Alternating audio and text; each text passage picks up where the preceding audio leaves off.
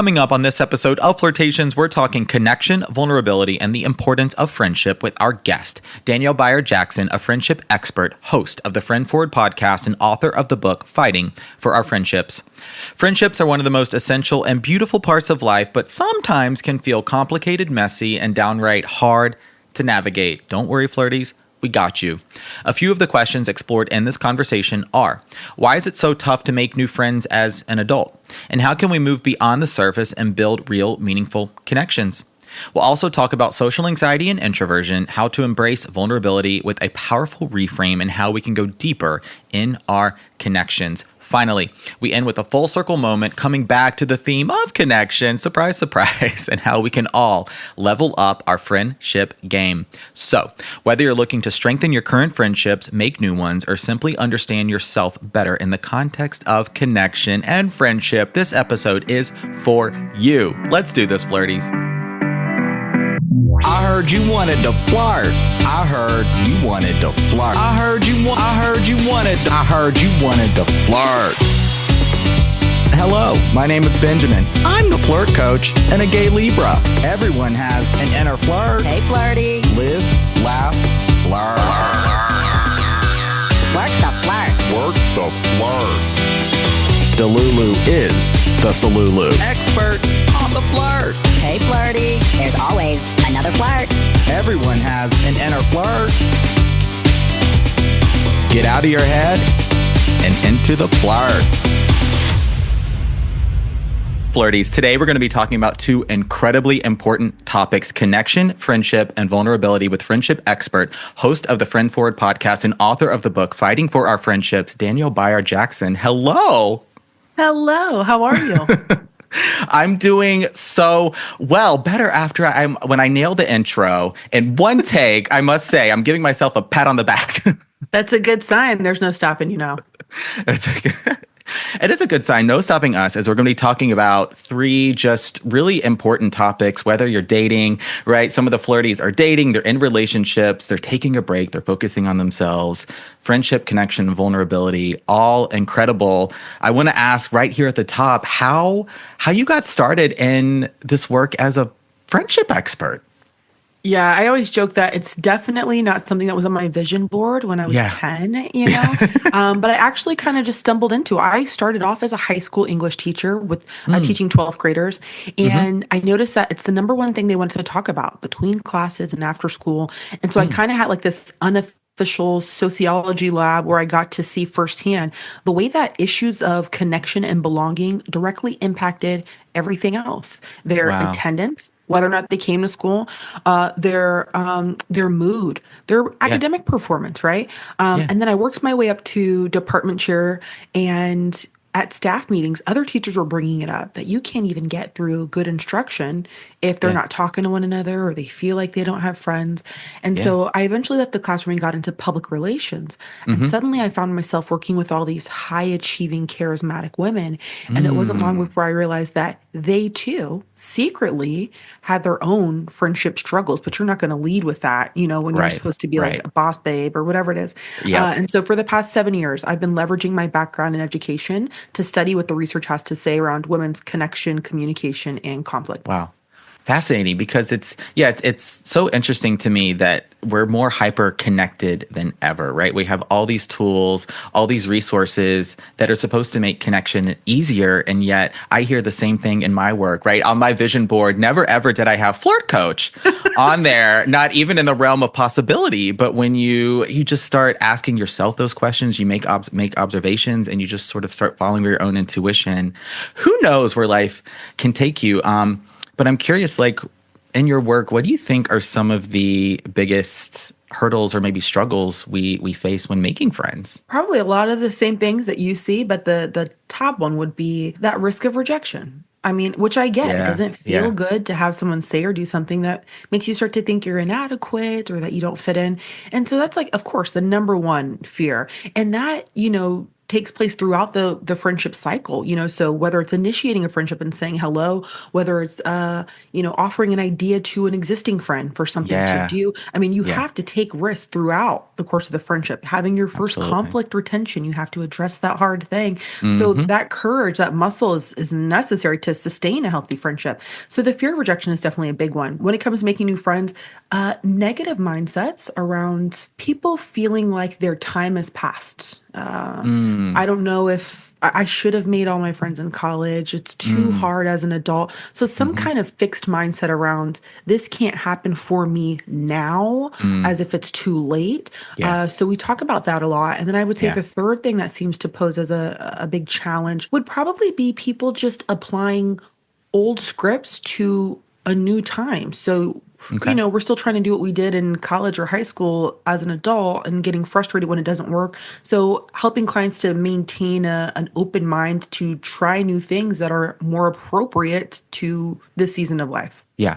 Yeah. So interesting. And in your work, do you work mostly with adults or do you still work with some youth sometimes? Mostly with adults. Hmm. If I do work with the youth every now and then, it's maybe like once a quarter, like an assembly type Yeah. level, but the clients are Yeah. mostly adult women. Okay. Because and no matter I think what age or phase of life you're in, we experience all of these same struggles when it comes to making friends. And you're so right. It's so interesting the what you were observing in the classroom, like the quality of your relationships, friendships included, really impact the overall quality of your life. Yeah. Yeah. That's something I thought that I always joke I made the foolish mistake of saying like, oh, I'm leaving that teenage drama behind. I'm working with adults now. Yeah. And I learned very quickly. Oop, it follows. That's so good. And we're going to give the flirties lots of tools and strategies for making friends, for deepening connections, for being vulnerable, and right, the big buzzword I feel like authenticity, right? Where does that come into all of this? But I want to, spend one more moment here at the top as I was doing some flirt search yesterday, as I do as a flirt coach, at my part-time job at Trader Joe's. And I was going around asking, preparing for this interview, some of the other crew. I was asking some of the customers, right? What is one of the easiest and hardest things about making friends? And they mentioned a lot of what you just talked about. Really interesting.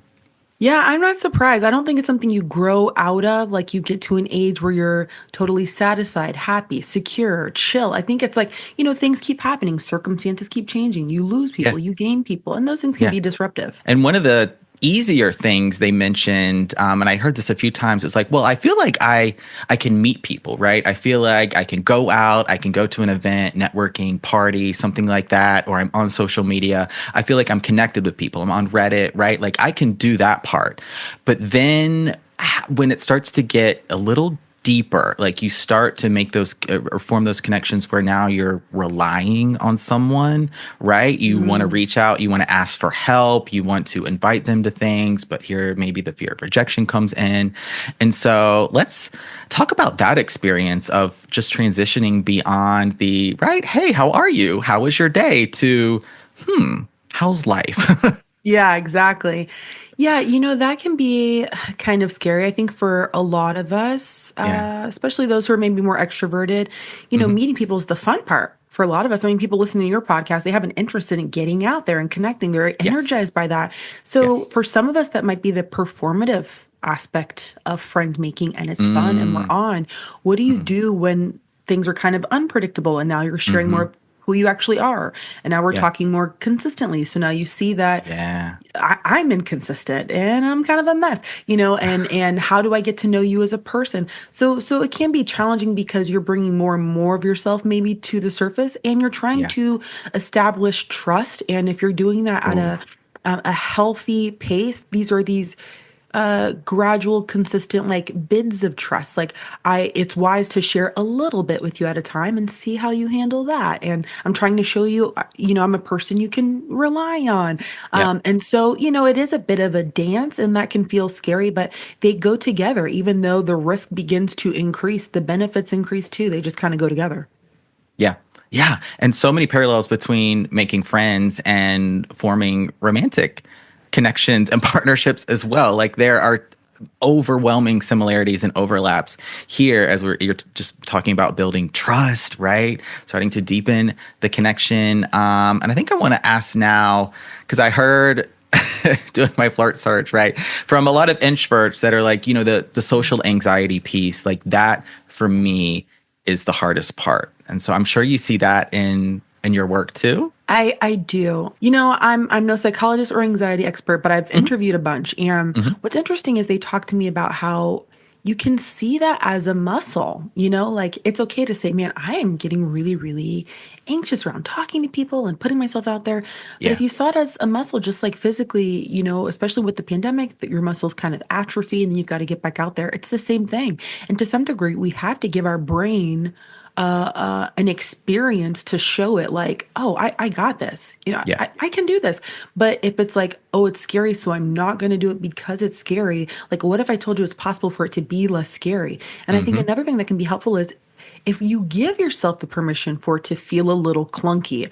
I don't know if it's social media. I don't know if it's like these highly edited videos that make people think a conversation's supposed to like flow very smoothly and I say something clever and then you say something clever. Like the reality is like sometimes you say something and I misheard you and I'm like, I'm sorry, what? That's real life, or where I'm trying to figure out words to express the thing in my head. That's real life. So what if you gave yourself permission to be clunky and awkward and accepted that as a part of the friend making journey? I think it would help to take some of that pressure off. 100%. I love that because believe it or not, I'm an introvert, have massive social anxiety that Really? it is, oh my gosh. Like I was that kid on the playground that just, I could not wait to go home because I was just so in my head and anxious and could not just bring myself to make eye contact with someone, right? Like I was just in the sandbox sort of doing my own thing and kind of in and out of that phase. But generally growing up throughout my adolescence was extremely socially anxious. And so it really is a practice. It's it's a muscle. And when you give yourself permission to just let go of those expectations that it has to be perfect, right? That you have to say the just right thing, that, it has to be this performance in a way and just be you. Yeah. And I know it's like easy to say, but I mean, I guess you're like living proof because I'm surprised to hear that.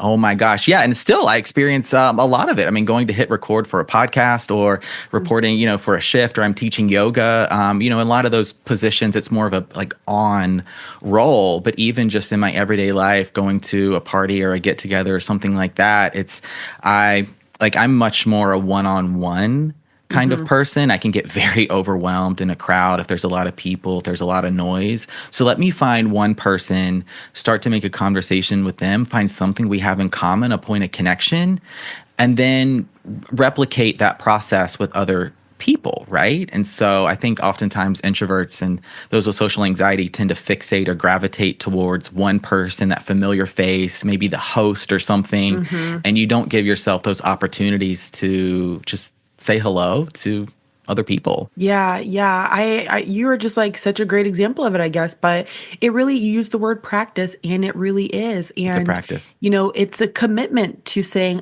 this might not be my default right now, but I'm gonna just tell myself in my brain I'm gonna do it. And I think during a time, maybe this is just a theory of so much language and this cultural mantra around just like do what comes naturally, be yourself. Maybe it doesn't come naturally.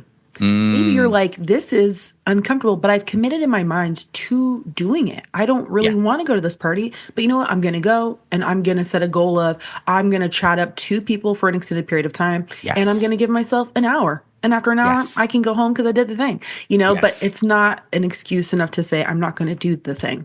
Right.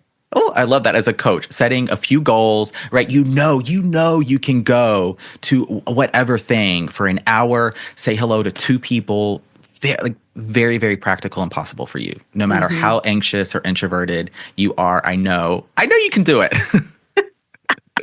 And there's research too that finds that when introverts act extroverted, they report a mood boost. Now, it's for short term, doesn't mean like pretend to be somebody you're not for your whole life, but that we all get these benefits from pushing outward and connecting with others. And so I know it's scary, but a lot of times people would say afterwards, like, oh, it felt good to have that, share that laugh with that person or to have that conversation. So there are definitely benefits. 100%. This is what I talk about in the flirt all the time, right? If I had to deduce or sum up my mission in one word, it's connection. And I share that the flirt is a practice of connection. It's an expression of interest without those expectations. It could even be an act of service, right? You catch a vibe, you smile, and afterwards, I bet you feel better. Yeah. Oh, that's so good. Love that. Yeah. You mentioned the practice of being yourself. And so let's get into authenticity, a little bit of vulnerability here, because I hear that dating advice and just general relationship advice all the time, right? Just be yourself. Be yourself. Danielle, what does that even mean? Okay, I've actually been thinking about this a lot lately because we just did an episode on my podcast and we were looking at personality. And, if you a lot of people who've taken even just an intro to psych course, you hear about the big 5 personality traits. And so I think to some degree you have to figure out what are the things that are you. Like you're kind of a class clown and that's just you. Or you are a little quieter and that's just you. That's fine. Lean into that because that helps to differentiate you. But, when we get into like the big 5 personality traits, you might be open to changing those if you look and say, showing up this way has had an impact on my relationships in a way that I don't think is working for me. So for example, the big 5 personality traits are, they use the acronym OCEAN to remember it. So O is for openness to experiences. People high in this tend to make more friends because you're open to new ideas and receiving new people, right? Yeah. Then you have the C, which is conscientiousness. So people who like structure, they're organized, they follow the rules. If I said I'm going to be there at 7, I'm going to be there at 7, and these people have high quality relationships. Extroverts or extroversion, you might be on a certain level, but if you notice that you're so introverted, you're so low on that spectrum that it's costing you opportunities, that your social network is continuously shrinking. So you have to look at, is my personality working for me when it comes to my relational goals? And to what degree do I adapt without feeling like I'm sacrificing key parts of myself? So I used to say like, don't change who you are, but you might have to change some aspects of your personality and it can be done. The A stands for agreeableness. So people who are highly cooperative and they collaborate. And the research finds that that has the number 1 impact on the quality of your relationships. Are you cooperative? And supportive and pro-social, right? And finally, the N stands for neuroticism. So that's a lot of those negative emotions like anxiety, anger, and that can be detrimental when not checked too. So I would say when it comes to personality, certain things like your humor or things like that, be you.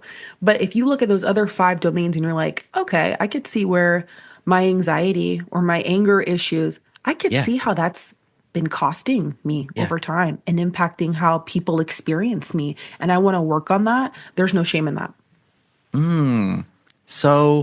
So good. I think really speaking to how we like to connect with one another, but also some of the maybe built-in patterns and behaviors we've developed over time that may limit or prevent some of those barriers that come into play when we're making those connections, friends, platonic connections, romantic connections, all the things. But I love how you mentioned that we can change how we show up as well. I think that's such a key part of this.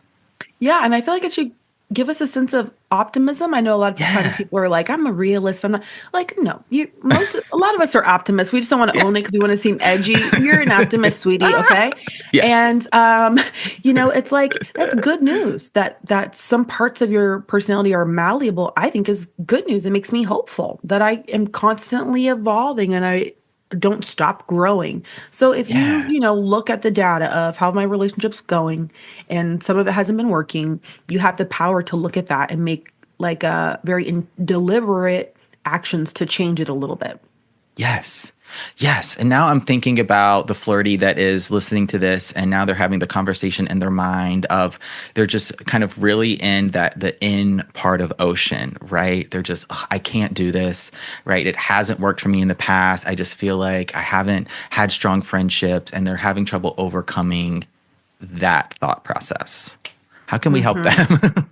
Yes. So, like I said, I'm no psychologist. Maybe like talk to a mental health professional. I know that might sound like an easy out, but people who get so, who are really high on that area, it can turn into like actual personality disorders. So, if I'm anxious, I mean, think Yeah. about how that plays a role in every stage of friendship. When I'm meeting people, right? Maybe I'm like cool and calm, like when I meet them, but then Hmm. do I go in my car and I'm like, oh my gosh, what I said was so stupid. And did I look dumb? And like, why was she looking at me like that? Is it because Yeah. but yeah, like, oh my God, am I killing an opportunity before it even had a chance to like Yeah. blossom? And Yeah. there's something known as the liking gap, which finds that we tend to greatly underestimate how much people like us in the first interaction. So that person Yes. probably liked you Yes. just fine, right?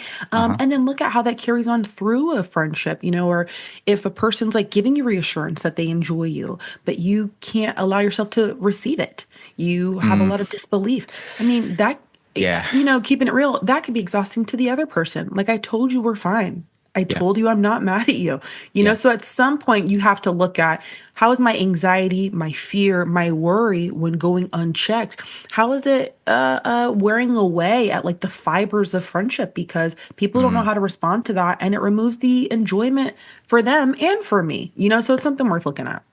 Yeah, definitely, definitely. Seeking some support, if something is chronic, like it's just really coming into all areas of your life, career, education, maybe romantic Hmm. partnerships, right? Relationships with family, right? You feel like you're having this experience throughout all parts of your life. I mean, gosh, I can so relate to that with my mental health. And I did need to seek I needed some help, right? I needed some loving support there. But also you're speaking to this experience of, if you have an overall hard time receiving attention, affection, just support, Mm. encouragement back. That's a huge theme I see in dating as well, where it's maybe you've started to do some healing and then you're starting to date someone and they're really expressing interest back. And you're like, oop, no, I don't deserve it. I don't know how to reciprocate that. I don't know how to receive it. And I think this parallels again the dynamics we'll experience in our friendships too. Oh, that's so good. My work doesn't explore that as much, but yeah, those just that whole idea of worth Yeah. can definitely sabotage a good thing. And so I'm so glad you brought that up, because that might be one of those stealthier aspects of the connection process that keeps us from enjoying the kind of connections that we're looking for. Hmm. Yeah, and I think we've been speaking throughout this part of the conversation on authenticity and connection too. It also relates to vulnerability. And Mm. so maybe demystifying, because I love when you talk about on your social media and in your podcast about vulnerability. So giving some context to that pretty big buzzword too. What does it mean to be vulnerable? Okay, so I was gonna start by saying like this is a hot take, but I don't think it is. I'm Hmm. just gonna throw this out throw Okay. this out there. Okay. Okay. And I would love to know your thoughts. Yes. So I know it's a buzzword, right? Like, I get it. Be vulnerable. The best way I've heard it defined is, you're taking a risk of rejection. You can't escape that. Just Hmm. living, you're gonna have to be vulnerable. Here's my issue with that though, is for a lot of people that has come to be a synonym for tell you a lot of heavy things when I first meet you, and I'm Ooh, being vulnerable. yeah. Yeah. And I'm going to argue that that's actually not vulnerability, Hmm. because if the definition is taking a risk, that's not a risk. You enjoy talking about it. You enjoy talking about the money issues, the trauma, the mental Yeah. health issues, the Yep. divorce, you enjoy it. I mean, you enjoy it because it Hmm. wasn't a risk. You leaned in without knowing this person at all. You're leaning into it. Now, Yeah. maybe in certain circumstances, it is. That was a push for you and you're trying something new, right? Yep. But the thing that you talk about, you're like, oh, I have no problem talking about it. Then it's not vulnerability. That's not a good or bad thing. I'm just telling you what it ain't. Okay. Yep. And also, vulnerability looks different for different people. So I always like to make the connection that vulnerability doesn't always have to be I'm sharing a big, hard, heavy thing, even though that definitely qualifies. It could also be I think this person's really cool and I want to hang out with her again, Yes. but I'm scared to say so. Boom, right there. Okay. Yep. It Yep. could be physical, right? I wasn't Mm. much of a hugger. When I was younger, Hmm. we didn't hug much. And I Hmm. had friends who were very huggy in college, and I would make jokes about it, like, haha. But I have come to like really enjoy it and now even initiate it. But Yep. doing that with friends who maybe we aren't really physical friends, and being the first one to kind of like introduce it feels vulnerable for me. Yeah. So what is the thing that feels like if I do or say this thing, I might be perceived differently, but I'm going to go for it. That's what that is. And that might look different for every person in certain stages. And so, whatever that thing is, doing more of that with people when you meet them, yes, there's a chance that they're like, ooh, okay, that was a turnoff. Totally. Yeah. There's also an equal chance that they're like, wow, that was really endearing. And I feel like I know you more as a person and I really appreciate that and feel closer Yeah. to you. So, we kind of have to kind of just like take that risk. Oh my gosh, that was so beautiful. I love that. I've never heard vulnerability explained in that way, but I agree with you completely. It's oftentimes we might equate vulnerability of, let's just say, classic example, you're on a first date and now you're telling your date, like your deepest, darkest secrets, right? Your most painful experiences, your traumas, like, and maybe you have comfort in that experience, or maybe you feel like it's something you have to do, right? You want to put it all out on the table to see if you're aligned, if you're compatible in that way. But how you're framing vulnerability is really this practice of allowing someone to see you without trying to connect without trying to perceive yourself through their eyes, right? So taking it, flipping the script a little bit, showing up right authentically, looking to connect, and then saying, all right, this is who I am. I'm going to make eye contact. I'm going to allow you to see me. There's probably a flaw or two, right? I'm not laying it all out on the table, but maybe I share what's on my mind. Maybe I share what I've been thinking about, something that I've experienced recently in my life with relationships or career. And you may not maybe able to be with that or know what to say, but that's me being vulnerable. That's okay. That's so good. What you said about like letting somebody see you without seeing how they see you Yes. is just so beautiful and so perfect. And for a lot of us, maybe we haven't done that, and we've been Yeah. thinking what we're doing is vulnerable, and we've been like, okay, we'll talk about my childhood. Got it. And so to tap into like, oh, what actually legitimately feels a little scary for me Yeah. might be something we haven't entertained. And I want to add this too, which is seemingly random, but for women especially, since that's kind of my specialty, for us specifically, since we are often under the pressure to be ladylike and don't be boastful and don't brag, a lot of women feel vulnerable even sharing a win or a celebration or positive things because Yep. you look like you think you're all that. So we don't.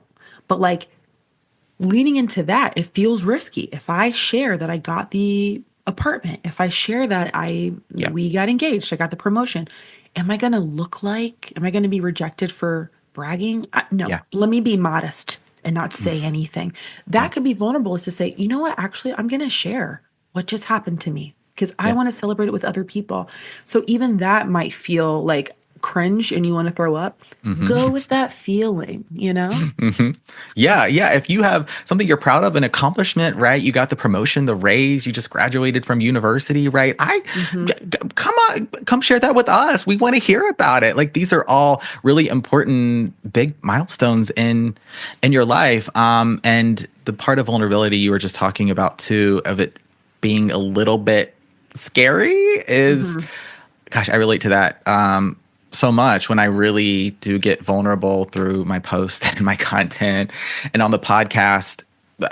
More often than not, those are the conversations and the posts that get the most response, because people, I think part of vulnerability is people want to be in a way validated in their own lived experiences, but they're not necessarily speaking up about what they're experiencing, about what they're thinking and feeling, about what they're truly going through. And when you speak about yours, it gives validation to their lived experience as well. And so you can connect on that level. Yeah, that's so good. Totally agree. Yeah. How do you feel about getting into some friendship dynamics? Yes, let's do it. Because I was catching up on some episodes of your podcast, and you were talking about, of course, so many different friendship dynamics. And I think I want to ask you now about the friend in hibernation mode, because this is quite oftentimes me, where you might have that friend who seems to pull away or retreat, or they might not initiate or really reach out a lot. And you can wonder, like, do they even want to be friends? Like, what's happening? So talking about that dynamic in friendship a little bit. Yeah, so, sometimes I talk about hibernation friends, and these are Yeah. friends who, if for some reason you are away, whether it's physically, emotionally, you're not present for an Mm-hmm. extended period of time, the friends who are there when you come out of hibernation. Now, Mm. this can look a lot of different ways. It could be a mental health episode. It Yeah. can be pregnancy. That was for me. I just was so physically incapable that it was a long period of not talking or seeing friends or Mm-hmm. talking to or seeing friends. A lot of people will share with me chronic illness or work, depending on your job, might be so demanding. You really do not have anything to Yeah. give. Yeah. Okay. And it's for an extended period where the average person might be thinking, where is he? Like, what's going on? Now, the caveat with this is, how often am I doing it? Mm-hmm. Is this the exception or the rule? Is Yeah. it announced or not? Am I leaving them frequently to wonder what happened and when are you coming back? Do I expect that you better be there? But for the other portion of our friendship, I've always been inconsistent with you and I Mm-hmm. expect you to hang around when I continue to disappear. Those things I feel like matter, right? People are more likely to still be there if it's like, oh, this is so out of character, or if you've announced to them beforehand, hey, I'm Yeah. in a really difficult season and I don't know when I'm going to come out of it, but I'm so looking forward to seeing you when all this slows down, right? Mm-hmm. I'm affirming the friendship. I'm letting you know I'm not ghosting if I'm capable. And so it's nice when you have those people who are there, they do understand, or come into the hibernation cave with you, is Yeah. even better. Yeah. So it's Uh-huh. nice to have that community if you can. Yeah, absolutely. Because this is like I work 7 days a week. I'm Mm, always doing something, and I am very much just so focused on my career and the flirt coach mission and what I'm doing and with everything that I need to do to support that. And so a lot of times, yeah, I do retreat. I'm not going out on a Friday night because I'm working, I'm editing an episode or something like that.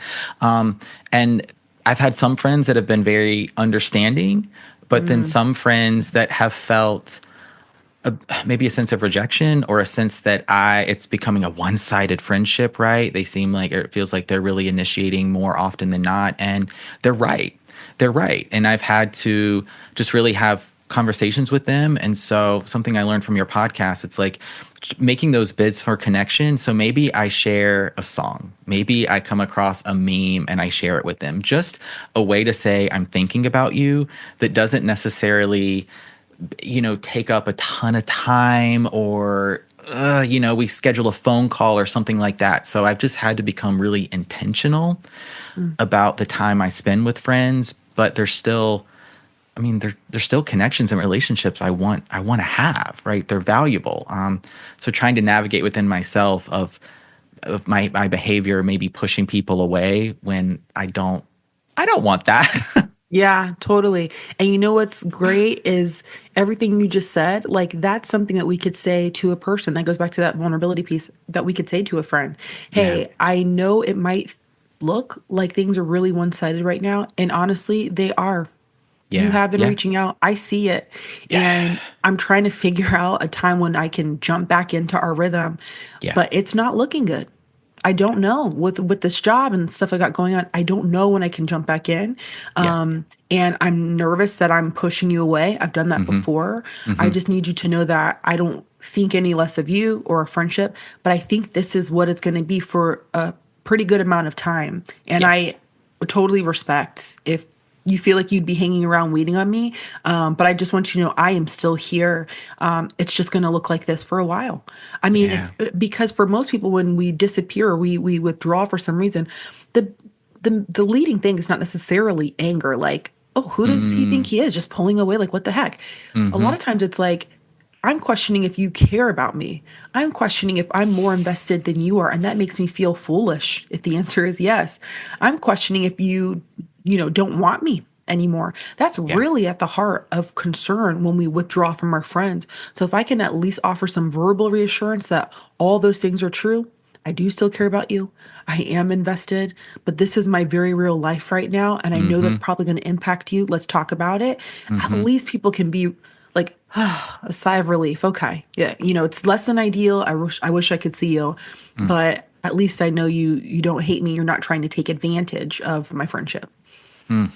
So good. It is, yeah, because you want to feel safe within your connections and certainly within in your friendships and that sigh of relief, that feeling, right, that everything is okay. This person is there for me, right? We're good kind of thing. And just having some very open but vulnerable dialogue can absolutely get you there. And one thing I recognize, like kind of later in life, coming back to an early part of the conversation where I would, like one of my patterns in friendships and in relationships too was, I would intentionally create distance, right, to push people away. And it kept me from having to be vulnerable and to open up and to have those deeper connections. And so if a flirty is listening and you're maybe thinking like, I tend to always do this, just food for thought. Yeah, something to think about. It's always helpful to be aware of the pattern.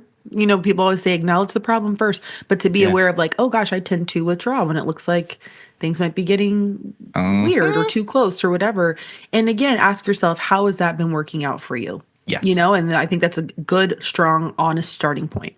Definitely. Okay, Danielle, I want to ask you about gossip. Because I know that's something the flirties are thinking about, right? They're doing it for the plot, right? They want a good brunch story. They want to be the focus of the group chat for a moment. But I have some thoughts on gossip. Within friend groups, I want to hear your thoughts as well. You know what? Everybody loves some good tea. Let's just start there. Being like, right. wait, she did what? Okay, so come on. I know some people are like, that's just wrong, and you just nip it in the bud. And I get it. I do, and I get it. And like what I tell my kids, don't do it. Yes, I would. Okay. With that being said, Deborah Tannen, she's a sociolinguist, and she says one way to kind of gauge where you are with that is ask yourself if you're talking about them or talking against them, because we're going to talk about people. That's like the number one thing we're interested in. That's not petty or superficial or small-minded, but I mean, from a sociological aspect, that's one of the ways that I learn what are the norms. Am I on track? How am I progressing compared to other people? Who's a friend? Who's a foe? I learned all this information by what other people are telling me. Oh, this woman, is not paying her invoices. What? Okay, she's a threat. Like, be careful getting into business with her, right? So are we delightfully disparaging her and being like, this is awesome? Or is it like, okay, just so be careful. So we really have to examine what's going on. And then a lot of times, the audience matters. Like if I'm with a friend and we have a certain history and this person knows my heart and they, what I'm saying? I might feel more comfortable kind of saying something I know is a little petty, but I just wanted to vent it and just get it out in a safe space, to work through something, so we really have to ask ourselves at the end of the day, am I consistently, delightfully disparaging others? And this is the majority of our content when we come together. Or was this a moment where I needed to like just express this thing to get it out, and I need to hear somebody say, yes, I see that too. You're not crazy, but the idea I think of just don't talk about others, I don't even think is realistic, and to some degree I don't think is wise, because that's how we get information. That's how I know what's going on in the world. That's how I know what's happening in other homes, and not in a nosiness factor, but like, are we not doing this with our kids? Everybody's doing, oh God, I need to get it together. So it can be functional in those ways. Yeah, I agree. It's information sharing. And I mean, we all love a good tea session. We all do. But you made such a good distinction there. It's like, for me, if I start to feel like I can't trust someone, right? Like they're not talking about me for my benefit, or they're not talking about me, in a way that's like, oh, I'm reflecting back on this conversation. I need to get it out. I need to get someone else's thoughts and opinions on this, versus just kind of slandering someone, just being demeaning against someone that is supposed to be your friend, right? Like that's when it's all probably going to come back. And then you're going to have a problem that either gets talked about or doesn't. It may sow discontent within a friendship or a friend group. And so I would rather, like, if someone is, talk it out, but then address it with the person. Or if you feel like you got to just badmouth somebody, maybe just put it in your notes app, just get it out. Right. Yeah. No, seriously, because I know sometimes we're, we romanticize the idea of like, I tell my friends everything, like those are my people. And I like that idea. I do. Yeah. Sometimes it's not wise. And I don't mean because you have a paranoia if they're going to double cross you, but sometimes it's like, it might be wiser for me to get this out in a way that doesn't come with those risks. Because what Yeah. if me and this friend do fall out, or maybe she was cousins with that person and I didn't know, or Mm-hmm. or maybe it causes this person to be suspicious of me if I'm Mm. talking about them, and I don't want them to Yeah. have any thought that I'd be Right. doing this about them. So let me not even open that door with them. Yeah. So those are the kinds of things we have to use to discern, Definitely. what's appropriate, who's appropriate to do it with, and when. And how about this dynamic, the dynamic of jealousy, where I experienced this recently, right? Where within a friend group, right? A new kind of addition coming in, and someone that I felt I was really close with, all of a sudden I see them starting to spend a little bit more time together. And I got in my feels about it. I got a little jealous, Danielle. Yeah. I think that is totally normal. Yeah. And I almost feel like that is like when we talk about jealousy or envy, it feels like a big taboo in friendship. Like we can talk about all Yes. our other friendship conflicts, but that's something we're like, oh, no, I Right. would never. I would never be envious. I would Yeah. never be jealous of my friends. I would never. It's almost like I don't even want to be in the proximity of that because that's like the big friend no. And I get that. But being jealous over a friend, like, oh, I kind of feel like that's my friend and you're talking to Mm-hmm. somebody else. I think it just speaks to how much you value the friendship. Like that's what it's exposing. Mm-hmm. So this feels like a very real threat to what I Mm-hmm. have and I enjoy. And it really does look like this is going to change the amount of time I have with this person, the amount Yeah. of like exclusivity I have with this person. And this feels like a threat. I don't think that's petty. I mean, I think maybe what behavior you choose to do afterwards could determine whether or not it's petty if you're trying to sabotage them or Yeah. bad talk the person, right? But to Mm-hmm. feel a sense of like, oh gosh, if they get close, there's a chance I might lose my person, or this is like my Saturday, my weekend yoga buddy, and now she's starting to brunch with somebody else. Like it's Yeah. natural to feel like, man, this is something I have, I value it, I like Yeah. having it in my life, and this interloper is going to disrupt what is so comforting and familiar to me. Makes total sense to me that a person might feel that way. Yeah, thank you for just putting words to that experience. It really highlighted how valuable this person was, or is. Like they're still very much in my life, but also kind of started to highlight, gosh, this what if, they weren't in my life, and I started to almost feel this loss where it's like, wait a second, Benjamin, they're still right there. Like you can talk to them, you can reach out and give them a hug if you really want to. You can have a conversation and talk about this. So I didn't take it personally because they didn't know what I was thinking and feeling. They might not have been aware that they were starting to pull away a little bit. At least that's how I felt about the connection.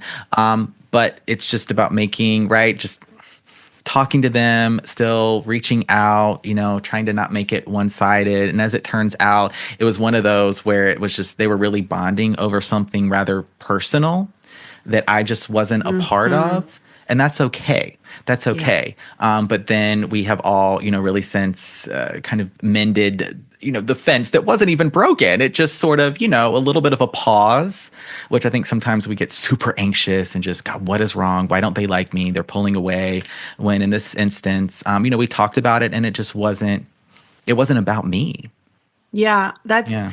that's speaks to your level of maturity to even be able to coach yourself through it, to say like, yeah, I have these feelings and I had to think through, you know what? It doesn't Yeah. mean that they love me any less. It doesn't Yeah. mean that there's less love available for me. It Yeah. just means that maybe they're having this thing that I can't relate to.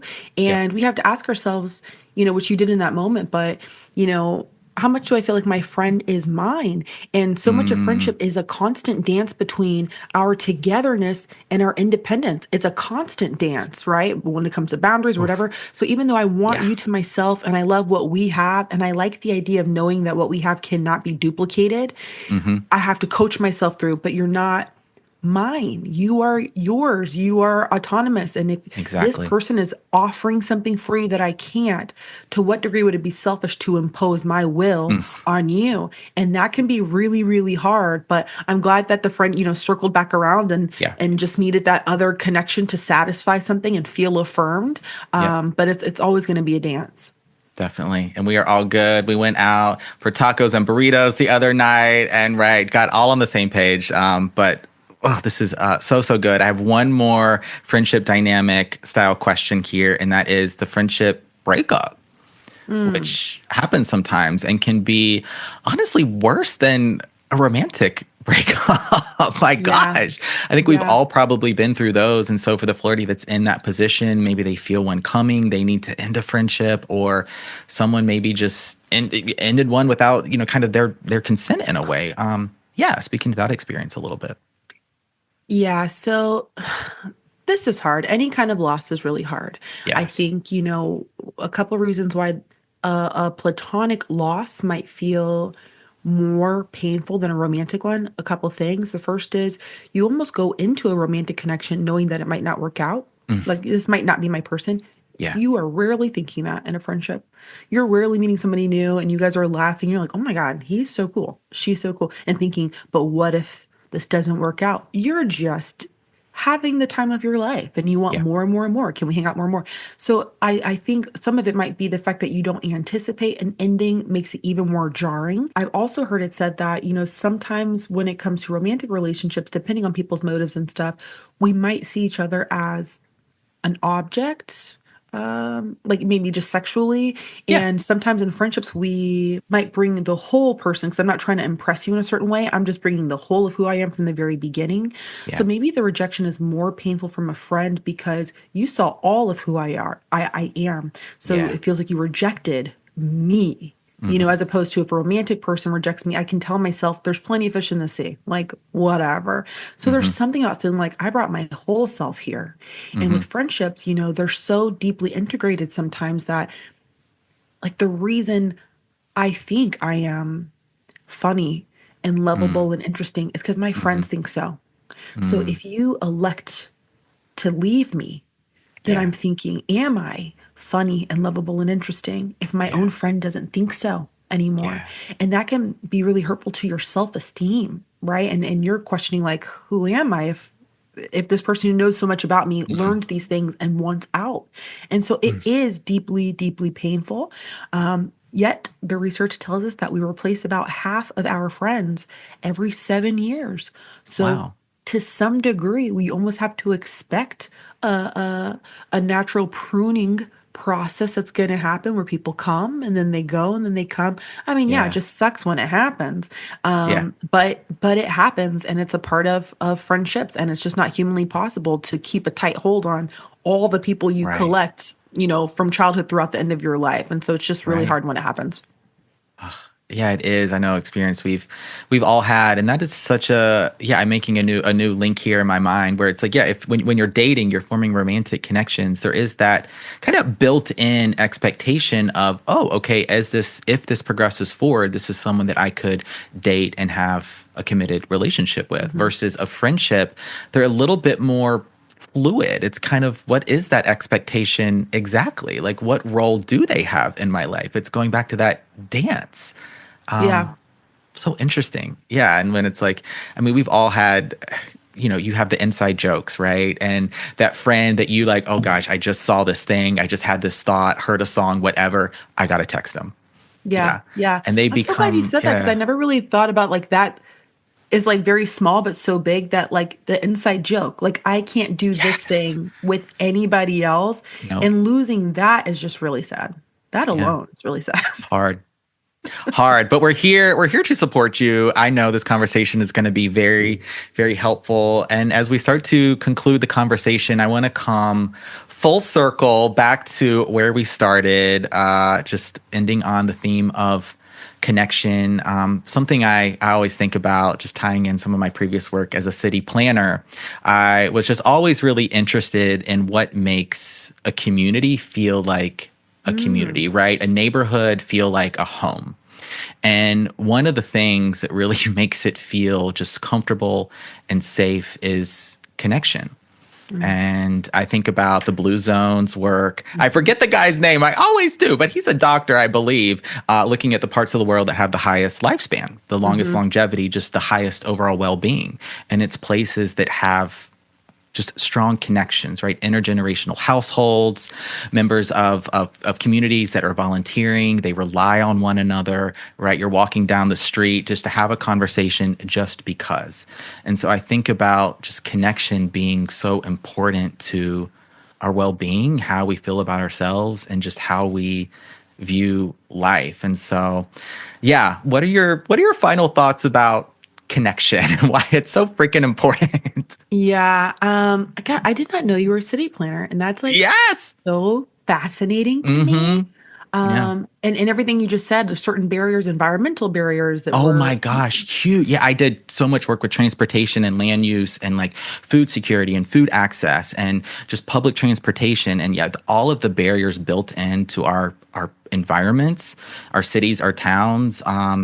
There's a lot of limitations that impact our ability just to feel liberated in our day-to-day choices, right? Which are yes. certainly going to impact your ability to make deep connections. Oh my God. Okay. That's so good. I've got to tap you later because I need Yeah, to. okay. I'm like so curious by that. Oh, But okay. you're right. And it can Yeah, feel like so like people could just feel so defeated. Like I've got to do all these things. yeah. And to some degree, like, yeah, you have a lot of agency and you can invite more connections in your life, put yourself out there is true. We Mhm. can also acknowledge the fact that there's a lot of things stacked against us. And we've got to be even more intentional because Yeah, the things that we had, maybe like certain social infrastructure that's shifted has made it yeah. more difficult. As we kind of wrap the conversation on connection, I'll leave you with this, and it's something I like to kind of anchor these conversations in with clients, and that's Mhm. what would happen if you just prioritize connection over friendship, right? And I help people with friendships, but Mm, prioritizing connection first. And I say that because, mm. friendships start with, rapport, and Yep, rapport starts with hello. It really does. Like if we yep, work it backwards. So how am I saying hi? How often? Where? What if yeah. I prioritize the connection? So, I know a lot of people with me, they're like, I have the goal of more friends or deeper friendships in the new year, and that's great. But sometimes when we're meeting new people, we put the pressure on for them to be friends, and then Mhm, we're auditioning them secretly as mhm, like, okay, mhm. can this be okay? Which is Yep, probably the same thing romantically, like, 100%. is this going to be the person? But what if I was just like, you know what? I just am going to allow myself to enjoy people, and even if that looks like a conversation I have with the cashier at Target when normally I'd be on my phone, right? But I make a little joke Yes, like, "Oh my God, it's so busy in here. Like, how much longer do you have on your shift? Okay, good yes. luck with that." Uh-huh, It was a mood boost. They felt seen. It goes back to like probably some of the tenets of your, flirty, 100%. like frameworks with Yep. of maybe this was all it was, and it felt good. It felt good to have another person witness my existence in this moment. It felt good to make eye contact and be smiled at, Mm, and I needed that today, right? So if you consistently show up prioritizing connection, friendship will be a natural byproduct of that attitude. And so, for anybody who's on the fence, I want them to start adopting being a connector as your identity, mm. not just a behavior. So, you have Yes, to say, that's who I am. And then all these questions around, should I text my old friend? Should I wave hello? Should I initiate a hangout? The answer is yes, yes. because you're a connector. So those behaviors are an extension of who you are. They're not behaviors you try on during these fleeting moments of confidence. This is who Oh, you are. And so even when I'm rejected, which will happen, like I like to think I'm charismatic and funny and interesting. yeah, And people yeah. have rejected me. I know it's hard to believe. But Mhm. it's like, even in those moments, I Yeah, can't stop doing the thing. So, yeah, yes. it sucks. I'm going to take my little punch. And then I keep rolling because it's who I am. And so I think as much as people can embody connection as an identity, I Mm. think they'll find it a little bit easier. Yes. Yes. Introvert, extrovert. We all identify as connectors. And this is so good. Yeah. The next time you come right to Target, you're running errands, you're going to the grocery store, you're coming to Trader Joe's, let's have a conversation, right? It's about so much of connection is about just witnessing someone, seeing someone, making that eye contact, saying, hello, how are you? My name is, it really Hmm. starts there because like you said, we go, right? We're running our errands, living our lives with our headphones in, right? Our noses are down, looking at our phones or looking at the ground, or we're just trying to avoid actually seeing people. And when you can start there, just see someone, have a point of connection, I think friendship and relationships of all forms are inevitable. They will happen. Totally agree. Yeah. Oh my gosh. Danielle, I want to send all the flirties your way to your socials, to your podcast, to check out the book. Where can they find you and learn more? So I'm hanging out on Instagram at Danielle Bayard Jackson. That's Bayard Jackson. And we're talking about a lot of things. You just mentioned, the way that our environment impacts connection, or, we talk a lot about, the intersection of gender and friendship. What are some ways that I've been, conditioned culturally to Yep. adhere to certain norms impact the way I'm received by. So Yeah. we're having all those conversations over there. But, Okay. I'm just so grateful for you facilitating a moment for us to talk about this. And I'm just hoping that people feel a little more encouraged and capable and optimistic about all that is available to them on their friendship landscape. Yes, I think so too. And I know they will. A dream collaboration for me here on Flirtations. Danielle Bayard Jackson, thank you so much for being on the show today. Thank you for having me. Flirties, that's a wrap on this episode of Flirtations, the episode all about connection, vulnerability, and friendship. Thank you so much to Danielle Bayard Jackson for coming on the show today, making time for this conversation and sharing so much with us. I mean, another dream collaboration in the books for me here at Flirt Headquarters. When I reached out to Danielle, I was so excited when she said yes, and we were planning it and putting it all together, and I was so excited. Yes, really thrilled to bring this conversation, this episode to you today. So thank you to Danielle. Yes, please go follow, check out the podcast, check out the book. She's incredible, y'all, incredible. So please follow, show her some love. And thank you to you, the Flirty. Show yourself some love as well for tuning in, for streaming, for listening, wherever you may be in the world. Thank you so much for being a part of this Flirt mission with me, a part of this Flirt energy. Please rate, review, subscribe to the show if you haven't already. If you have, thank you so much. Yeah, share it with someone you want to share some BFE, big Flirt energy with, maybe even a friend. Yeah, someone you want to invite along in this conversation that we started today. Okay, I think that's it for me at Flirt Headquarters, signing off officially. My name is Benjamin. I'm the Flirt Coach and Gay Libra. Flirty. Happy flirting.